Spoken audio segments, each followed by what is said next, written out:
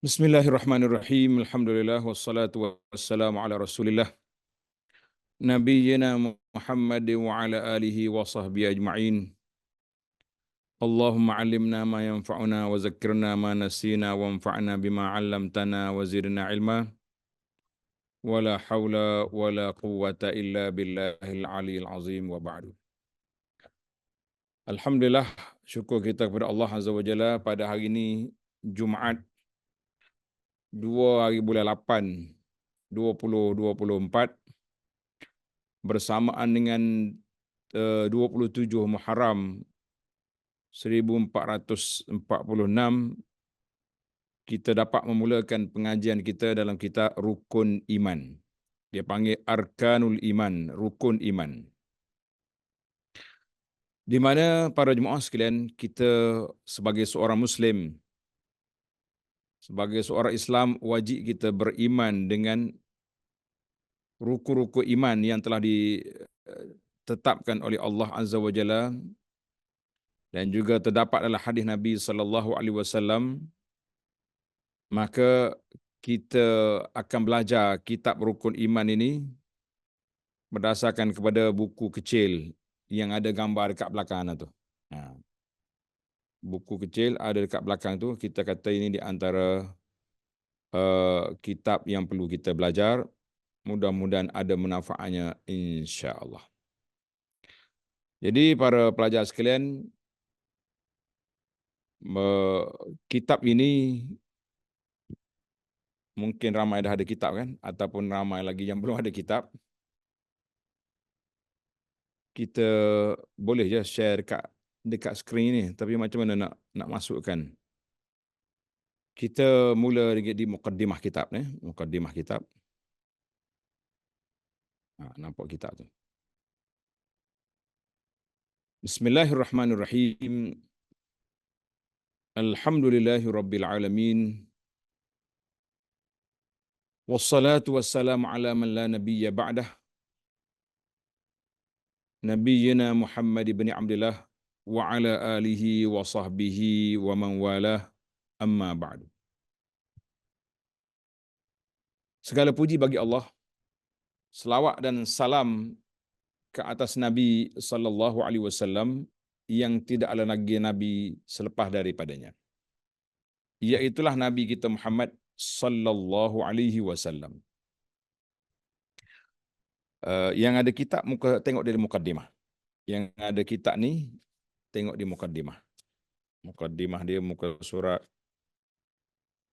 Tak ada muka surat. Awal lagi tu. Menyebarkan ilmu Islam mempunyai kesan yang besar dalam menjelaskan hakikat Islam, meneguhkan pendirian agama dan membangunkan ummah. Berdasarkan tujuan yang murni ini, pihak Universiti Islam berusaha untuk merealisasikannya melalui jalan dakwah dan pendidikan. Ini maknanya penulis kitab ni lah. Maka untuk memberi sumbangan ke arah mencapai matlamat tersebut, pihak Jabatan Kajian Ilmiah telah merancang dan menyediakan beberapa projek ilmiah yang bermatlamat. Antaranya ialah kajian mengenai Islam dan keindahannya, serta menyebarkannya dengan tujuan untuk membekalkan umat Islam dengan maklumat yang tepat dan sahih tentang Islam, akidah dan syariat. Termasuk salah satu daripadanya kajian mengenai rukun iman ini merupakan salah satu daripada program Jabatan Kajian Ilmiah pihak universiti, dan alhamdulillah buku ini telah diterjemahkan ke dalam beberapa bahasa yang ada dalam dunia ini. Jadi salah satu daripada bahasanya iaitu bahasa Malaysia yang diberi tugaskan kepada Abu Anas untuk mengendalikannya. Kita kata alhamdulillah, sehinggalah buku ini diterbitkan. Kita kata alhamdulillah, syukur pada Allah Azza wa Jalla. Dalam buku cetakan yang ada di tangan tuan-tuan ini, ada kata-kata Abu Anas tentang perjalanan ini. Kita kata alhamdulillah. Baiklah, para jemaah sekalian, kita nak bincang tentang rukun iman. Yang pertama sekali kita kena tengok tentang apakah itu makna rukun.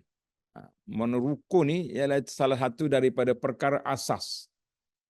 Sebab tu dah dikata rukun. Iaitulah iman. Sekarang ni kita akan bincang tentang iman, akidah, tauhid dan Islam. Ini dipanggil komponen dia yang kita kena belajar. Jadi kalau tak ada dalam kitab ni pun para pelajar kena tulislah. Kan? Tulis dia punya nota-nota tu kena ada. Iman, tauhid dan akidah. Bila kita belajar tentang iman ini, dia masuk dalam perkara akidah. Ada setengah orang dia tulis tauhid. Jadi yang mana satu kita nak guna? Tauhid ke, akidah ke, ataupun apa yang patut kita belajar. Jadi di sini para ulama telah berbahas untuk memahami isu ini. Jadi ada ulama kata akidah, iman dan tauhid. Semua itu diguna pakai dalam ilmu mengenali Allah Azza wa Jalla. Coba kita tengok. Akidah, iman dan tauhid. Iaitulah satu jumlah yang mutaqaribah. Jumlah yang berdekatan yang diguna pakai oleh ulama Ahlus Sunnah. Cuma ada beberapa sedikit perbezaan penggunaannya. Kalau kita kata ilmu tauhid, apa dia ilmu tauhid? Ilmu tauhid ni ilmu mengenali. Bagaimana kita nak mengenali Allah Ta'ala, nak pasakkan kepahaman kita tentang Allah, dia panggil akidah yang benar dengan dalil-dalilnya yang sabit. Kalau kata kitabut tauhid, makna kitab yang membincangkan tentang keesaan Allah Azza wa Jalla. Kitabut tauhid, makna kitab yang membincangkan tentang keesaan Allah Azza wa Jalla yang perlu kita kena tahu. Di setiap orang Islam dia kena tahu perkara yang tersebut. Ini. Kemudian bila kita kata ilmu akidah ni ilmu simpulan iman yang terpahat dalam hati kita, yang biasanya digunakan ilmu akidah, yakni selain daripada kita mengetahui tauhid yang benar, dia juga rad untuk nak menolak beberapa syubhat, keraguan yang ditimbulkan dalam akidah, dalam tauhid. Maka orang panggil ilmu akidah. Dan juga ilmu yang membongkarkan kesesatan pihak lawan, pihak yang tidak yang tidak beriman kepada Allah Taala ataupun golongan yang menyeleweng daripada ajaran Islam yang sebenar. Ini salah satu daripadanya yang perlu kita kena belajar. Jadi kita tahu ilmu akidah. Lagi ada orang kata ilmu tauhid, ilmu akidah. Satu lagi dia panggil ilmu usuluddin. Ilmu usuluddin, maknanya asas agama yang perlu diketahui. Jadi ini di antaralah ilmu-ilmu yang boleh kita belajar. Maka para peserta sekalian, para pelajar sekalian, jadi bila kita kata ilmu rukun iman, maka dia termasuk dalam ilmu tauhid, ilmu akidah dan ilmu usuluddin. Ini kalau kita kata ini kebiasanya kalau di universiti dia guna sama ada fakulti usuluddin. Pengajian di bawah dia tu akidah Islamiah ataupun aqaid ataupun ilmu tauhid, ilmu tentang Allah.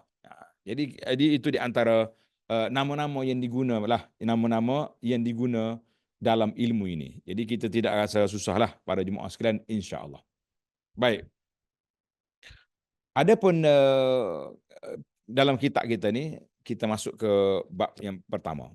Bab yang pertama dia panggil rukun iman, muka surat 2. Yang PDF yang anda baca tu lain. Tapi yang dalam buku ni, tuan-tuan mungkin pakai guna buku yang ada gambar belakang saya tu. Nanti gambar belakang tu dibesarkan lagi lah supaya orang tahu kitab apa yang kita sedang baca sekarang ni, insya-Allah.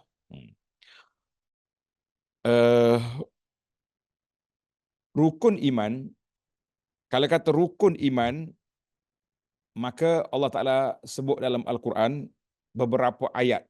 Tapi dalam hadis lengkap. Rukun iman ialah beriman kepada Allah. Satu. Malaikat-malaikatnya. Dua. Kitab-kitabnya. Tiga. Rasul-rasulnya. Empat. Hari akhirat. Lima. Serta qadar untung baik dan yang buruk. Jadi beriman dengan qada dan qadar. Jadi kita rukun iman kita ada berapa? Ada 6. Manakah dalil? Jadi buku yang kita ambil ni, nota kita ni ringkas. Jadi para jemaah rasa lebih, orang panggil lebih senang lah. Kan? Sebab dia punya nota dia ringkas. Kita ambil rukun, ambil Quran, ambil hadis dan huraian ulama sedikit supaya buku ini dijadikan asas pengajian kepada tauhid ataupun akidah ataupun usuluddin secara ringkas. Tapi dia berpaksikan kepada dalil yang jelas daripada Quran dan hadis Nabi sallallahu alaihi wasallam. Maka para peserta sekalian, para pelajar, jadi kita rasa mudah untuk kita fahami insya-Allah. Baik.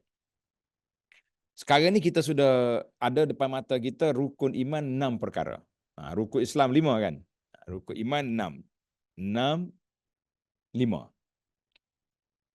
5. Kita berpindah mencari dalil. Dalil kepada rukun iman kita ni iaitulah ayat surah Al-Baqarah. Surah Al-Baqarah ayat 177.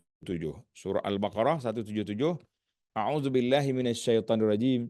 Walakinnal birra man amana billahi wal yaumil akhir wal malaikati wal kitabi wan nabiyyin. Dalam ni ada 5. Tetapi kebajikan itu ialah beriman kepada Allah, hari akhirat, para malaikat, kitab-kitab dan nabi-nabi. Ini dari sudut bilangan. Dan firman Allah Ta'ala lagi dalam surah Al-Baqarah ayat 285, yang akhir surah Baqarah yang kita belajar itu, di akhir surah Al-Baqarah yang selalu kita baca, dia panggil apa ini, ayat amanar rasul. Ingat tak? Ayat amanar rasul. Kullun amana billahi wa malaikatihi wa kutubihi wa rusulihi. Berapa ada sini? Ada 4. La nufarriqu baina ahadin min rusulih. Semuanya beriman kepada Allah, malaikat, kitab-kitab dan rasul-rasulnya. Mereka berkata, kami tidak membezakan antara seorang dengan yang lain dari rasul-rasulnya. Surah Al-Baqarah ayat 285. Tinggal satu lagi, iaitulah beriman dengan apa? Beriman dengan qada dengan qadar. Ambil daripada ayat surah Al-Qamar ayat 49. Inna kulla syai'in khalaqnahu biqadar. Inna kulla syai'in khalaqnahu biqadar. Maknanya sungguhnya kami menciptakan setiap sesuatu itu menurut qadar. Menurut apa? Menurut takdir yang ditentukan oleh Allah Azza wa Jalla dalam surah Al-Qamar ayat 49.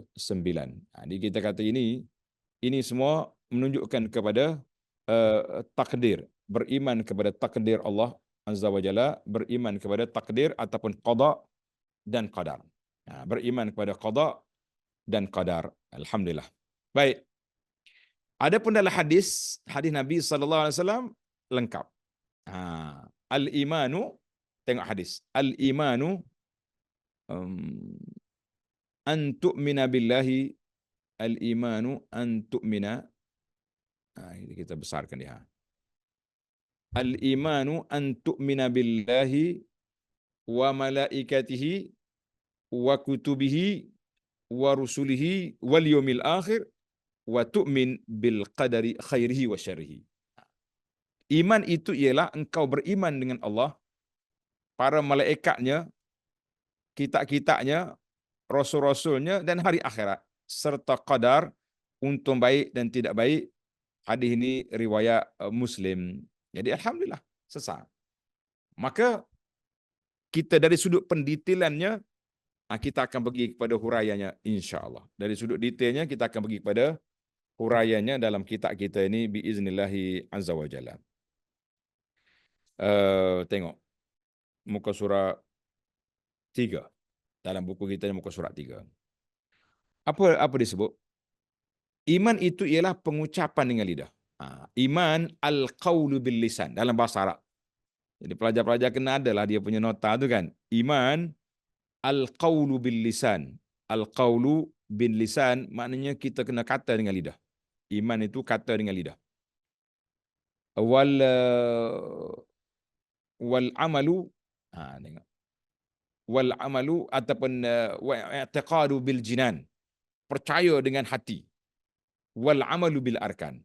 Jadi tiga komponen ni mesti ada. Barulah iman tu lengkap. Kata dengan lidah, al-qaulu bil lisan, mesti kena kata. Maknanya kalau orang tu datang, dia mari, dia kata saya nak beriman. Saya nak masuk Islam. Kita berkata dia, awak mau ucap? Kata la ilaha illallah. Dia senyap je. Dia tak mau cakap. Jadi tak jadi iman. Tak. Dia kena ada al-qaulu bil lisan. Dia kena kata dengan lidah dia. Kena kata dengan lidah dia bahawa dia beriman. Barulah kita boleh terima dia. Kalau dia tak mau cakap, tak boleh. Kemudian i'tiqadu bil jinan maknanya at-tasdiq. Dia kena dalam hati dia kena percaya bahawa adanya Allah Azza wa Jalla. Baru dia jadi. Yang ketiga, beramal dengan anggota. Beramal dengan anggota maknanya kita kena tunjukkan bukti iman itu dengan melalui apa? Melalui anggota kita. Sebab itulah Allah Ta'ala letak selepas daripada mengucap 2 kalimah syahadah, rukun Islam yang kedua salat. Rukun Islam yang kedua salat. Sebab salat itu bersifat harian. 5 kali sehari. Manakala 5 kali sehari awak tak buat, kita boleh kesanlah bahawa orang ini iman dia entah boleh percaya ke tak boleh percaya. Sebab tak ada bukti dia beriman. Mana kau solat? Jadi kita kata tak ada bukti beriman, bermakna saya tak boleh nak yakin. Nak letak keyakinan bahawa awak beriman itu sukar. Kemudian iman itu bertambah, yazidu bitta'ati, bertambah dengan melakukan ketaatan. Bila kita taat, kita buat benda yang baik, maka iman itu bertambah. Wa yanqusu bil maksiyah, dan berkurang dengan melakukan maksiat. Nauzubillah. Maksudnya bila orang tu buat maksiat, maka iman dia jadi kurang. Iman dia jadi kurang. Manakah dalil? Ini mudah di kita. Perbahasan kita mudah. Dalilnya firman Allah Ta'ala, innamal mu'minuna alladhina idza dzukirallahu wajilat qulubuhum wa idza tuliyat alaihim ayatuhu zadatuhum imana wa ala rabbihim yatawakkalun. Sesungguhnya orang-orang yang beriman itu yang sempurna imannya ialah mereka yang apabila disebut nama Allah dan sifat-sifatnya, gementarlah hati mereka. Masya Allah. Bila sebut Allah, kita rasa takut. Kita rasa gerun. Kita gementar hati. Barulah kita rasa ini dikira orang yang beriman kepada Allah Ta'ala. Ada iman. Dan apabila dibacakan kepada mereka ayat-ayat Allah, baca ayat Quran, zadatuhum imana, maka bertambah iman mereka. Wa ala rabbihim yatawakkalun, dan kepada Tuhan mereka jualah mereka berserah. Ini dari sudut hati. Maknanya hati dia hidup. Bila sebut tentang Allah, bila baca tentang Allah, wajilat qulubuhum, hati dia gemetar. Jadi kita hari ini baca Quran, ramai di kalangan kita boleh menangis dia baca Quran. Tak, bila kita pergi Mekah contohnya, imam menangis kita. Sebab apa? Sebab Al-Quran itu syujun. Dia ada perasaan yang kita boleh rasa, yang kita boleh gegarkan hati kita. Ini sifat mana? Sifat yang baik. Kemudian apa lagi sifat orang yang beriman? Tengok. Alladzina yuqimuna as-salata wa mimma razaqnahum yunfiqun. Maka orang-orang yang mendirikan solat, ini tanda zahir. Pasal tu dia kata al-amalu bil arkan. Orang yang beriman itu orang yang beramal dengan anggota dia. Mana solat ini amalan zahir. Kita boleh kesan orang ni tak solat, kita kata macam mana tanda dia beriman? Kita tak jumpa apa tanda dia beriman sebab dia tak solat. Dan wa yuqimunas salat wa mimma razaqnahum yunfiqun, dan sebahagian daripada rezeki yang kami kurniakan pada mereka, mereka lah orang-orang apa ni, mereka infak dan mendermakan sebahagian daripada rezeki yang kami kurniakan kepada mereka. Dua sifat. Maka Allah kata apa? Beriman, hati gemetar, tawakal kepada Allah Ta'ala, solat dan infak. Dia tak sebut lagi rukun-rukun iman yang lain. Tapi di antara tanda-tanda. Sebab itulah Nabi sebut dalam hadis, was-sadaqatu burhan. As-sadaqatu burhan. Mana sedekah itu burhan, tanda orang beriman. Harta kita ni sayang tahu. Siapa dia tak sayang dengan harta. Tetapi kalau kita boleh keluarkan harta kita, boleh infak harta kita fi sabilillah, sebab apa? Semata-mata mengharapkan pahala dari Allah, itu tandanya orang beriman. Was-sadaqatu burhan, tanda beriman. Maka dalam ayat ini Allah Ta'ala tanda orang yang beriman. Kemudian diberi anugerah sijil. Allah kata apa? Ulaika humul mu'minuna haqqa lahum darajatun 'inda rabbihim wa maghfiratun wa rizqun karim. Orang-orang yang mendiri apa ni tadi? Orang-orang yang mendirikan solat dan mendermakan sebahagian daripada rezeki yang kami kurniakan kepada mereka, merekalah orang-orang yang beriman dengan sebenar-benarnya. Allahu Akbar. Ulaika humul mu'minuna haqqan. Mereka akan mendapat pangkat-pangkat yang tinggi di sisi Tuhan mereka dan keampunan serta limpah kurnia yang mulia, iaitulah syurga yang dijanjikan oleh Allah Azza wa Jalla kepada kita. Maka kita mengatakan ini di antara kelebihan yang besar yang telah dijanjikan oleh Allah Azza wa Jalla apabila kita telah melakukan perkara yang baik yang disebut dalam ayat yang mulia ini. Baik para jemaah sekalian. Firman Allah Ta'ala lagi, wa man apa ni? Wa man yakfur billahi wa malaikatihi wa kutubihi wa rusulihi wal yawmil akhir faqad dhalla dhalalan ba'ida. Sebaliknya pula. Orang yang beriman tadi kelebihan dia. Orang yang kafir, na'udzubillah. Dan sesiapa yang kufur pada Allah Ta'ala, malaikat-malaikatnya, kitab-kitabnya, dan rasul-rasulnya, juga hari akhirat, maka sungguhnya ia telah sesat dengan kesesatan yang sejauh-jauhnya, wal'iyazbillah. Surah An-Nisa ayat 31-36. Jadi di sini para peserta sekalian, kita boleh tahu, kita boleh kesan bahawa iman itu boleh dikesan melalui apa? Melalui amalan. Boleh dikesan melalui amalan. Jadi kalau orang itu tak solat, macam mana kita nak kata dia beriman? Oh, dia beriman. Kalau ada iman sekalipun, iman dia dikira tidak mantap. Sebab apa? Sebab anggota dia tidak beriman. Cuma dia dakwa dengan hati dia, dia dakwa dengan mulut dia kata beriman, dan benda dalam hati kita tak nak kesan. Perkara dalam hati macam mana kita nak kesan? Tak nak kesan. Maka iman dengan lidah ialah seperti zikir. Jadi kalau kata iman al-qaulu bil lisan, kata dengan lidah itu seperti zikir. Jadi tanda kita beriman, kita berzikir kepada Allah Subhanahu Wa Taala. Doa, doa ibadat. Doa ni tak boleh main-main. Kerana itulah doa tidak dibenarkan kita berdoa memohon kepada lain daripada Allah Azza wa Jalla. Sebab itu tanda beriman. Orang yang beriman, kata di para ulama Ahlus Sunnah, dia kata imanuka awwalu ma nataqat bihi lisanu. Imanuka awwalu ma nataqat bihi lisanu. Tanda keimanan yang ada dalam hati, iaitulah apabila ditimpa musibah, ditimpa apa-apa perkara, apa yang kita panggil pada ketika itu. Orang yang beriman dia kata, ya Allah, Allahumma ansurna ya Rabb, Allahumma ansurna, ya Allah bantu kami, ya Allah tolong kami. Itu iman. Tapi kalau puak Syiah dia kena bala Husain, sudah dipanggil Husain pula dah. Ini bahaya kita ni.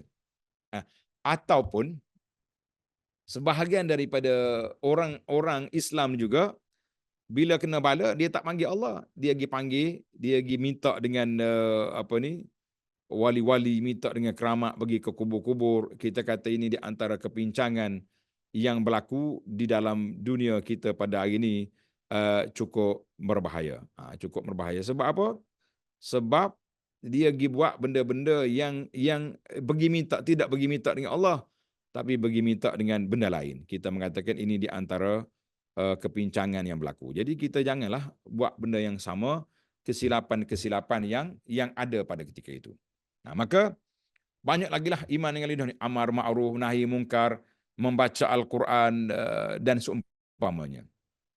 Manakala iman dengan hati, iman dengan hati apa dia? Seperti i'tiqad. Kita percaya kepada keesaan Allah Azza wa Jalla dalam rububiyah. Tuan-tuan kena ingatlah, perkataan rububiyah ni maknanya dalam ketuanannya. Maknanya alam ini dimiliki oleh Allah Azza wa Jalla. Yang berkuasa tasarruf, nak beri, nak turun hujan, nak apa berlakunya kemarau, ribut ni, semuanya dengan arahan Allah Azza wa Jalla. Itu dipanggil ar-rububiyah. Kita biasa dalam setengah-setengah dalam khutbah rasmi, birububiyatihi wa ilahiyatihi. Itu semua tu dari sudut kategori. Iman satu, tauhid kita satu je. Cuma dari sudut kita nak memahami tentang Allah Azza wa Jalla, maka dia panggil ar-rububiyah, ketuanan. Yang kedua al-uluhiyah. Al-uluhiyah maknanya ketuhanan. Dari sudut apa? Dari sudut kita nak minta pertolongan, dari sudut kita nak sembah, dari sudut kita nak berdoa, itu dia panggil uluhiyah. Hak Allah Taala saja semata-mata yang mampu kita kena buat, itu dia panggil al-uluhiyah. Dia panggil al-uluhiyah. Ini cukup berbahaya para jemaah sekalian. Cukup berbahaya. Maka kita mengatakan inilah yang jadi masalah kepada kita. Kemudian kita tengok lagi di dalam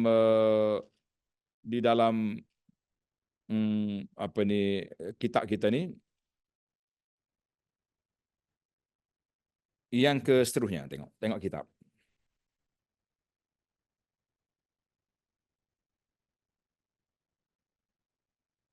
Uluhiyah.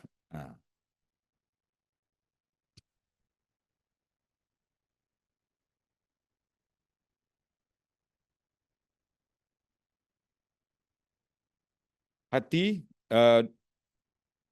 nama-namanya dia panggil asma'ullah. Nama-nama dia panggil asma'ullah. Asma'ullah. Sifat-sifatnya, sifat-sifat Allah Ta'ala. Dan wajib menyembahnya. Jadi kita wajib menyembah Allah Azza wa Jalla dengan tidak ada sekutu baginya, serta semua perkara yang berkaitan dengannya daripada niat dan maqasid dan segala tujuan. Ini kita kena ingatlah. Ini dia panggil beriman dengan hati. Al-imanu ma waqara fil qalbi. Baiklah. Termasuk juga dalam takrifan iman, tengok dalam kitab lah, ialah amalan-amalan hati seperti mahabbatullah. Seperti mahabbatullah. Cintakan Allah Azza wa Jalla. Ini dia panggil termasuk dalam amalan hati. Mahabbatullah.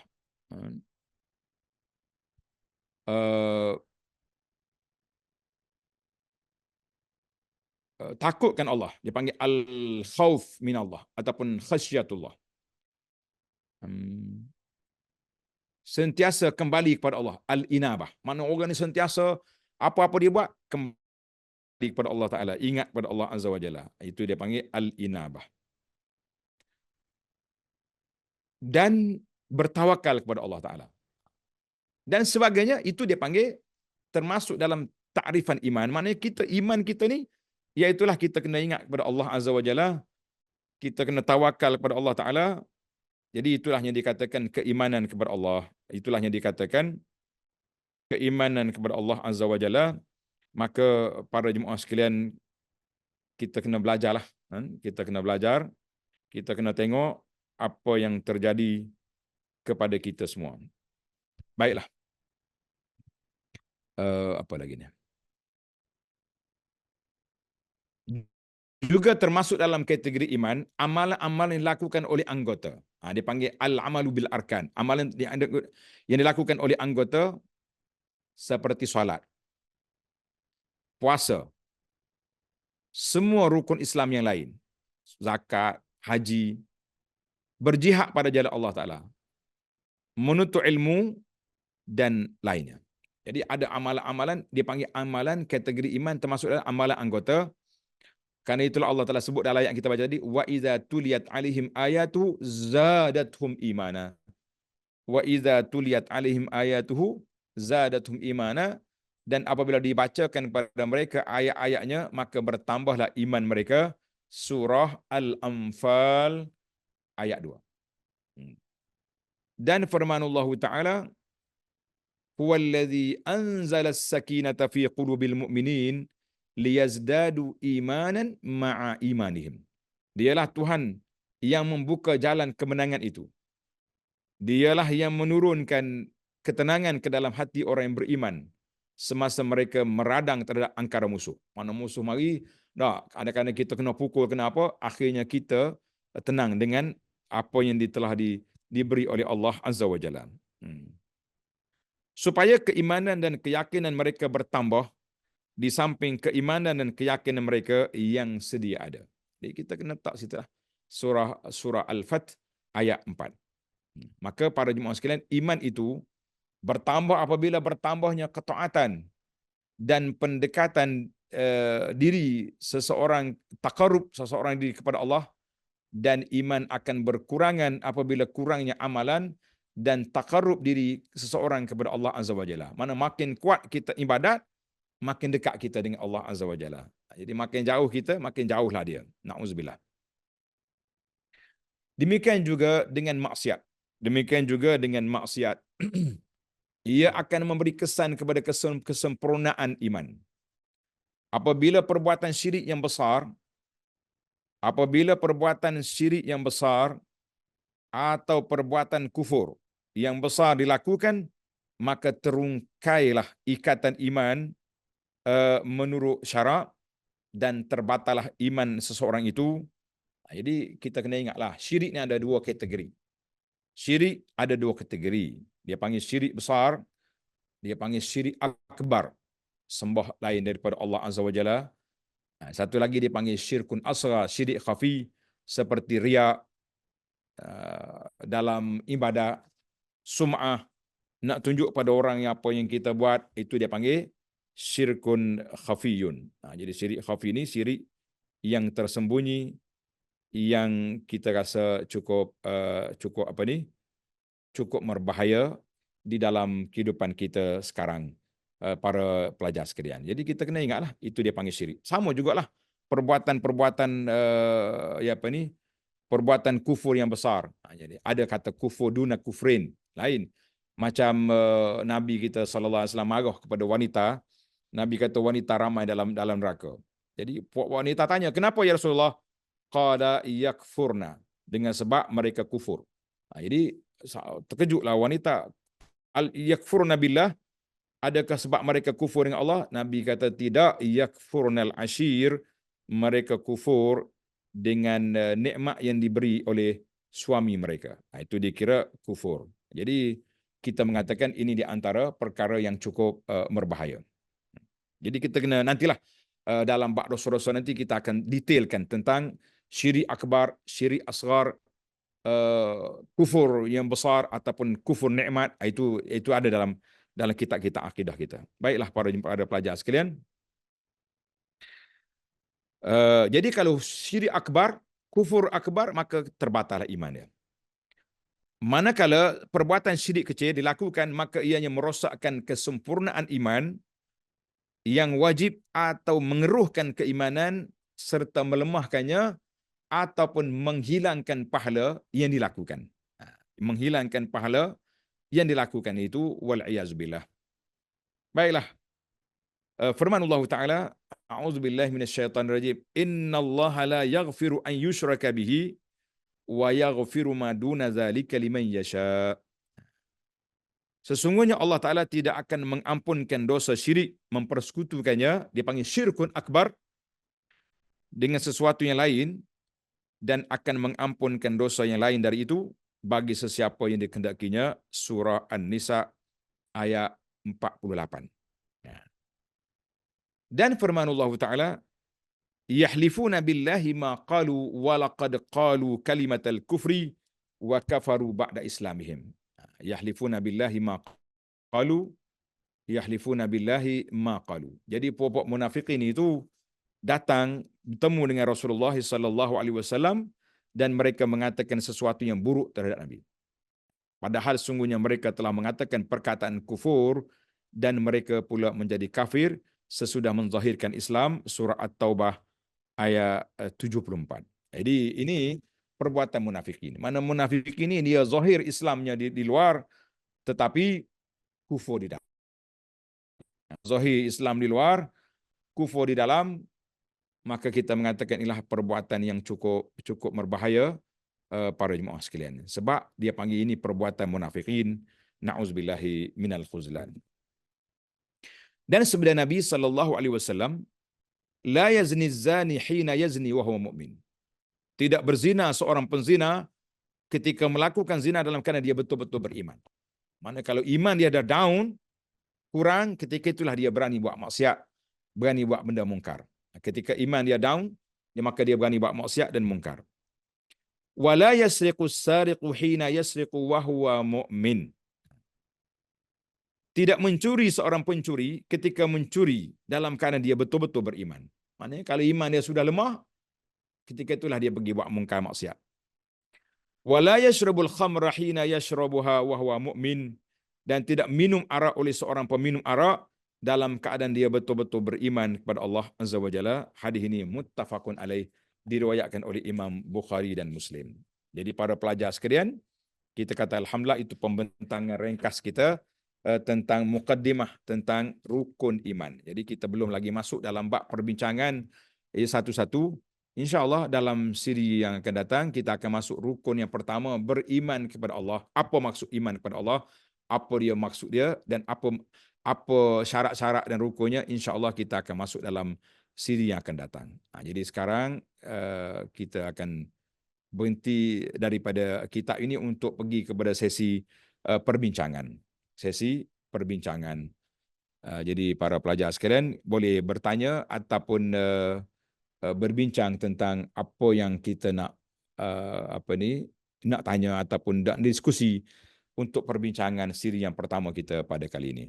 Jadi persilakan.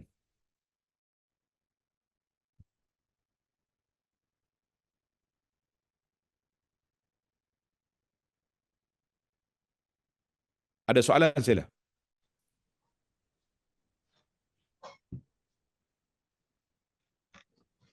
Setakat ni ruang komen tak ada soalan lagi, Datuk. Mungkin ada nak tanya Ya. direct. Tanya lah. Sebelum tanya direct, boleh tanya direct. Baca.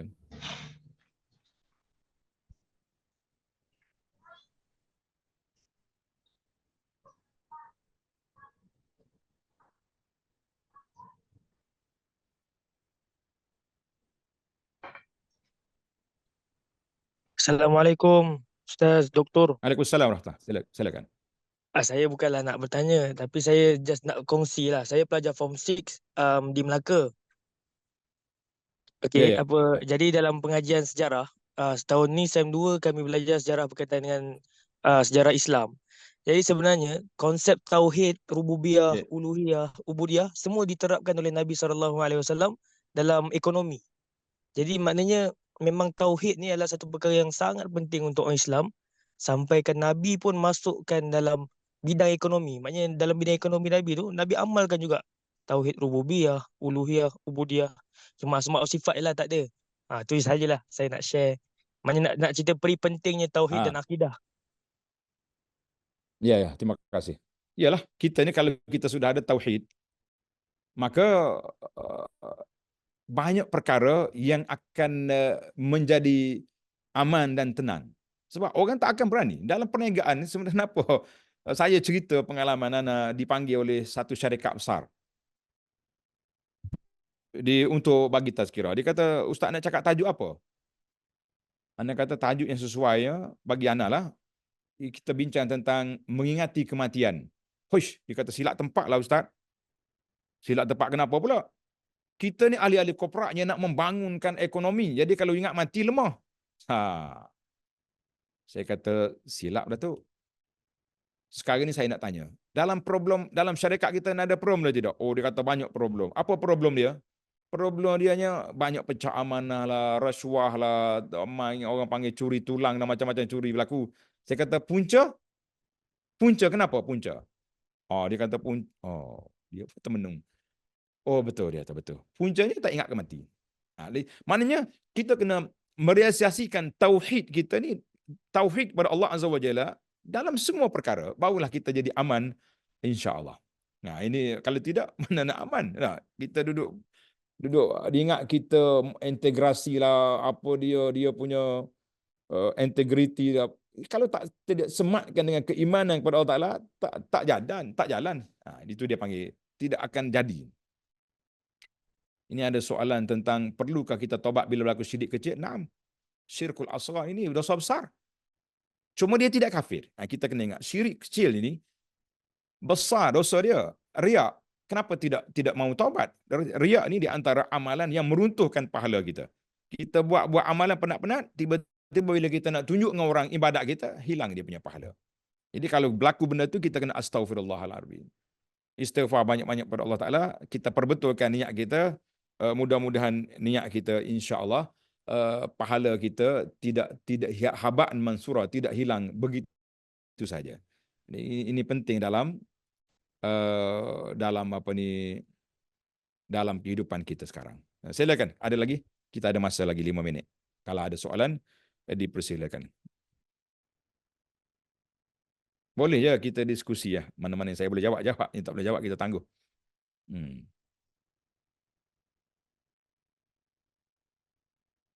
Baik, ada pun tadi saya sebut tiga yang sama, tapi ada sedikit perbezaan kan. Tadi kita kata tauhid, ilmu tauhid, ilmu mengesahkan Allah Subhanahu Wa Taala. Mana kita nak kenal Allah, nak kenal apa? Insya-Allah dalam siri-siri yang akan datang kita akan bincang bagaimana nak mengenali Allah Azza wa Jalla.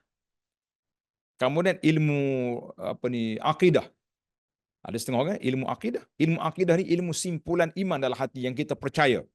Tapi ulama perluahkan ilmu akidah ni, dia pergi kepada selain daripada menjelaskan yang betul, dia juga akan condemn ataupun menjawab segala keraguan yang ditimbulkan oleh orang-orang lain. Ilmu usuluddin mana ilmu teras. Agama ini perlu dikenali, perlu diketahui, maka dia panggil ilmu usuluddin. Jadi kalau kata ini fakulti usuluddin, ini kuliah kita usuluddin, ini kita tauhid, ini kita akidah, kita kata lebih kurang ya dalam kedudukan dia tu, insya-Allah. Baiklah, kalau tak ada lagi tadi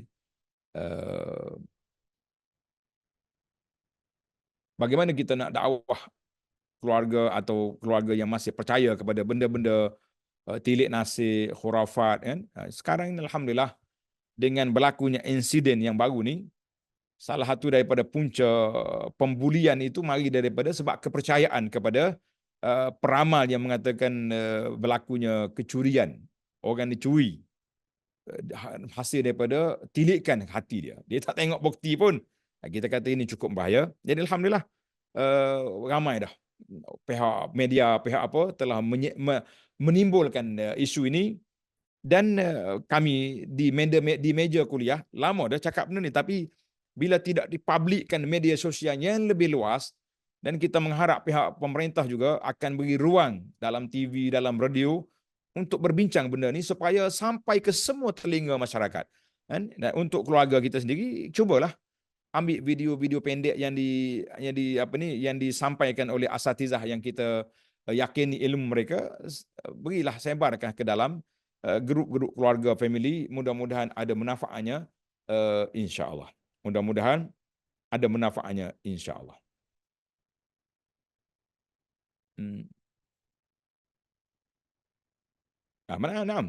Menuntut ilmu agama, pasal itulah dia panggil kelas fardu ain itu wajib. Kelas fardu ain itu satu kewajipan. Kita ni bila sebut fardu ain, ada kalanya kita salah faham. Kalau kata fardu ain, kita ingat ilmu budak-budak. Sebab yang duduk pergi kelas fardu ain petang-petang ni siapa? Anak-anak kita. Ibu bapa dia sibuk. Ke mana tahu? Nak pergi hantar anak kelas fardu ain. Sebenarnya ilmu fardu ain itu maksudnya ilmu yang wajib dipahami oleh setiap orang. ilmu yang wajib dipahami oleh setiap orang bermula daripada ilmu tauhid, mengesahkan Allah Taala. Macam mana kita nak kenal Allah? Ini dia panggil. Kemudian baru kita pergi kepada ilmu syariat, ilmu rukun iman, rukun Islam. Rukun Islam dia pergi yang kedua, solat. Maknanya kita kena mula rukun Islam yang pertama dulu, syahadah. Syahadah tu bukan sekat mengucap dengan mulut je. Hati kena faham. Kemudian anggota baru turun kepada tanda keimanan tu melalui rukun-rukun Islam yang lain. Ini kita kata alhamdulillah. Jadi kita mula di sini dengan rukun iman dan habis ni kita pergi pada rukun Islam pula, insya-Allah taala. Baiklah. Kalau tak ada dah soalan, kita break setakat itu dulu.